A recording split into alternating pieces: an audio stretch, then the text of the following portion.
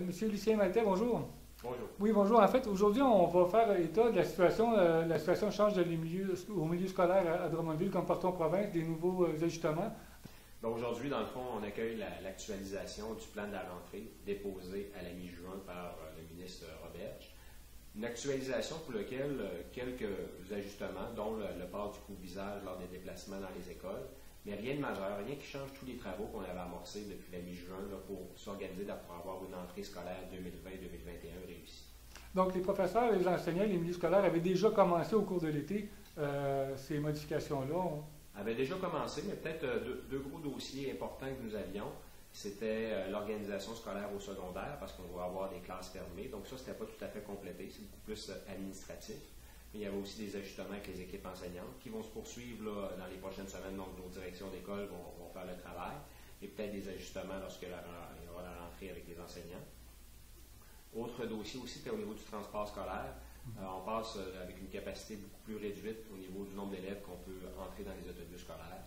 Donc là, on parle que cette capacité-là, au départ, était d'une vingtaine d'élèves. Finalement, elle s'est ajustée là, vers le début juillet. On sait qu'on va pouvoir mettre environ 45 élèves par autobus avec le port du couvre-visage. Et ça, évidemment, ça nous donne beaucoup de contraintes, ce qui fait qu'on a dû mettre certaines mesures en place pour s'assurer de répondre le plus possible aux besoins des élèves là, qui avaient besoin de se rendre à l'école en transport scolaire. Donc, en fait, des modifications qui sont quand même bien accueillies dans les circonstances, rien de majeur qui permet un retour en classe des élèves. Oui, qui met un retour en classe, mais différencié par rapport à l'année 2019-2020. Là, on retourne à l'école, mais dans le contexte d'une COVID, donc d'une pandémie. Il faut comprendre que les mesures qui vont être en place vont tenir compte de cette pandémie-là, ce qui fait qu'on parle surtout de classes fermées, des déplacements avec des couvre-visages, et peut-être certaines activités qu'on va devoir revoir. On est en questionnement aussi en lien avec certaines concentrations sport, musique, art, au niveau des sports-études. Il n'y a aucune orientation de prise pour l'instant, mais évidemment, si on doit respecter les contraintes de la santé publique, ça se peut qu'il y ait des ajustements à faire. Des ajustements qui vont se faire évidemment avec les différents intervenants du milieu, soit dans le domaine des sports culturels à respecter.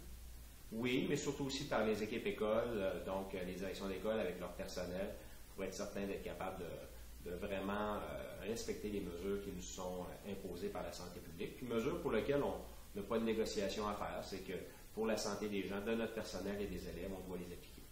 Dans le cas où un cas se déclare en fait dans une école ou dans une classe, en fait, on comprenait déjà avec les mesures qui ont été annoncées par M. Roberge qu'il y avait une transparence sans équivoque pour l'identification des cas en espèces. Tout à fait. Donc, ça aussi, ce sera des procédures à éclaircir. Mais évidemment, on parle d'une très grande transparence et on parle d'actions plus locales. Donc, par exemple, si dans une classe, la santé publique juge qu'on doit fermer la classe, l'école pourrait rester ouverte. Et les élèves de cette classe-là allaient en enseignement à distance pendant un certain temps. Donc, au lieu d'avoir une fermeture complète du réseau scolaire, on peut comprendre qu'elle va s'ajuster selon les endroits, selon l'ampleur de la contagion des élèves. Autre bonne nouvelle, en fait, vous êtes déjà prêt à rentrer en classe avec les ordinateurs si jamais le besoin était, c'est ce qu'on comprend également? Oui, bien nous, on a fait, juste pour vous donner une petite idée, on a fait l'achat d'une commande pour 3000 Chromebooks, donc un ordinateur qui fonctionne beaucoup plus par Internet, par le web. Ce qui fait que ça nous a permis d'acheter quand même plusieurs appareils. Et là, sur les 3000 commandés, on a environ 2950 d'arrivées. Donc, c'est une très bonne nouvelle.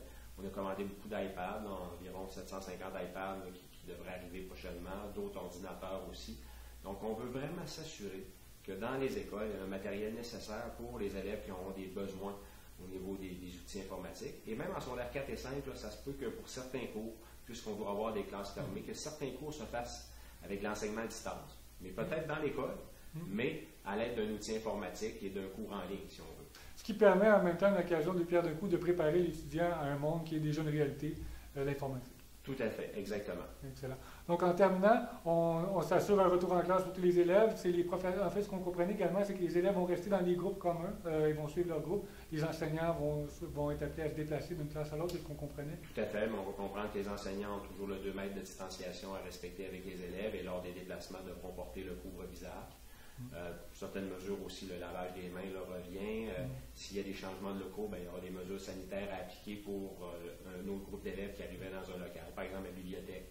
Donc, plusieurs contraintes pour le réseau scolaire, plusieurs détails, mais nous, on est content d'accueillir les élèves. On croit que la meilleure place pour un jeune, c'est d'être à l'école.